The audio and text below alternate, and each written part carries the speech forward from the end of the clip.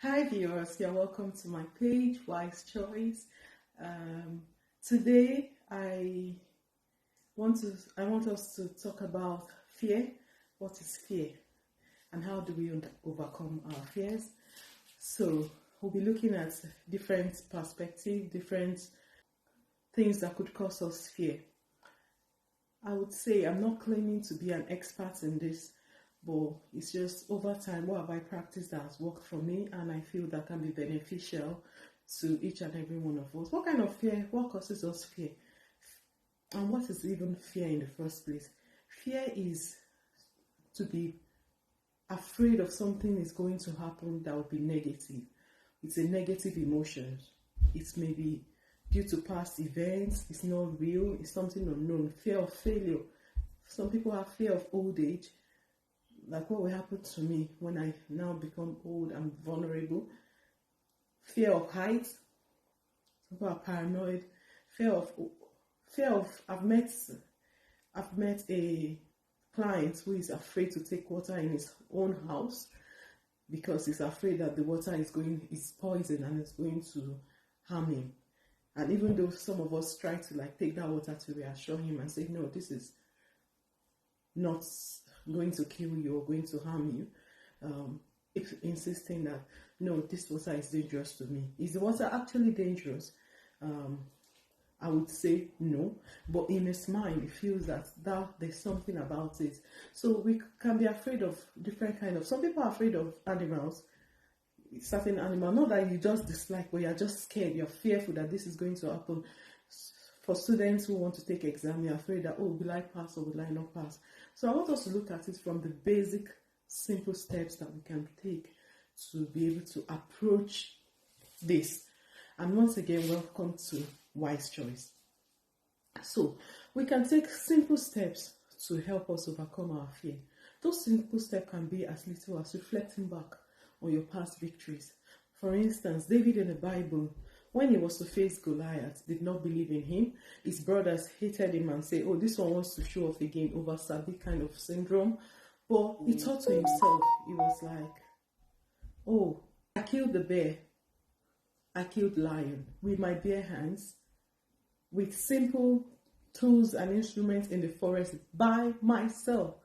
So who is this uncircumcised Philistine that will challenge our God?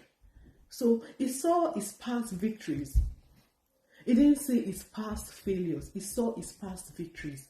So also, when we are about to face challenges in life, confronting our challenges, let us also take a step and reflect on where we've had victory. It can help us boost our morale and say, yes, I will go for it.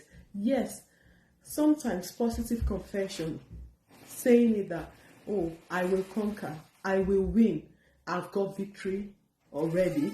Those kind of positive saying, they are seeds. They generate positivity, and it turns out it makes our emotions to become positive one. So it turns it from being negative into positive. Another thing that I can also think about is, for instance, if you are a student and you're thinking that you're going to fail, you have this exam coming up. It could be SAT, it could be your university exam, it could be from primary school, it could be anything, professional exam, name it, or interviews and all of that. What can you do that can help? One of the things I will encourage us to do is study. You need to study. The Bible says, study to make thyself approved. About fear of failure, for instance, if you are a student and you're scared that you won't pass your exam, what can you do? Positive things to do, or actions you can take, is for you to actually study, prepare. You see that with studying, good preparation, sound preparation, you gain confidence and you're able to overcome that fear. Reach out to others who you feel that they are experts in that field or who are good at that particular thing.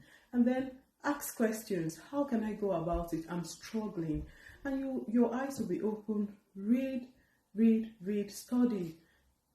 confess it, positive confession, and then you can live out the place of prayers, um, meditation, positive words of affirmation, telling yourself that yes, I will do this and I will succeed. I want us to practice this. Let us overcome our fear and let not our fear overcome us. The Bible also tells us that fear and faith, they are contradictory. So if we must exercise faith, we must let out fear. Let it go out of the window. Let it go out of that door. So we must exercise faith. We must exercise confidence. And if, for instance, you want to start a business, you want to start something new, you've not ventured into it before, instead of just going into it or afraid to take that step.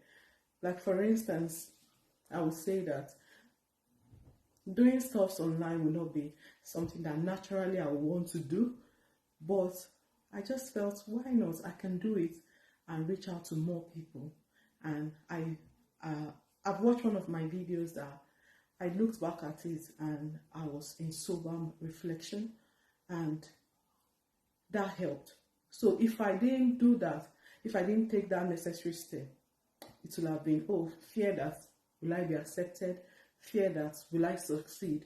So we can actually overcome our fears by actually taking actions, doing something.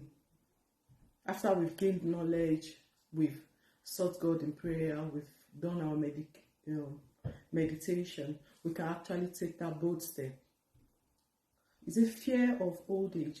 If you're afraid that, when I'm old, will I be well taken care of by my children or those around me, for those who don't have children or things like that, then we can begin to start planning, like, when I'm old, will the pension be enough for me? What are the things? So you can start doing positive thinking, like investments. It's God who owns the future, but He has given us the ability to be able to plan, to be able to think. God is a thinker. I say, let us. So we must be able to think, utilize the resources around us, and take the right necessary step. I hope that we've learned one or two things from this video, and I hope that as from now henceforth we begin to overcome our fears. Till I come your way again, it is bye for now. Thank you very much, viewers. Bye.